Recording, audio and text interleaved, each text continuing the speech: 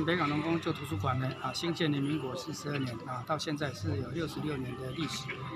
它是为园林县政府呢归类为这个历史建物。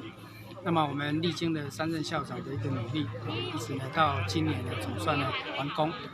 那我们希望说这一栋这个历史建物的一个完成呢，能够作为呢我们学校也好包括我们的社区民众也好的一个新的一个展示或者是艺文的一个空间能够提升呢我们的一个这个文化的一个水准让这个历史建物能够发挥呢它既有的一个功能。